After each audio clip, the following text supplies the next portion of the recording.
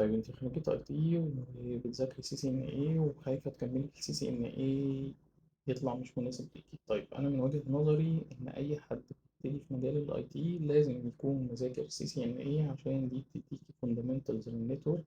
والنتورك حاجة مهمة جدا ان انت تكوني فاهماها في اي مجال، في اي رود ماب من اللي احنا قلناهم.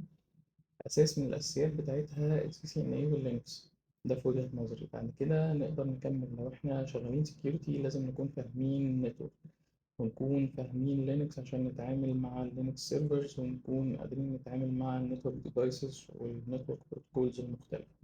داخلين كلاود كومبيوتنج، فالكلاود فيها نتورك وفيها لينكس.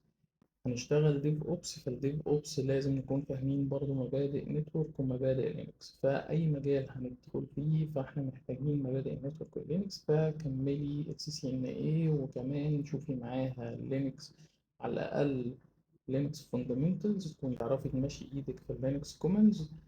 عشان السوق دلوقتي فيه منافسة كبيرة، فأي سكيل هتكون معانا في حقيبة السكيلز بتاعتنا هتزود فرصنا في الشغل وهتزود فرصنا إن إحنا ننافس في السوق.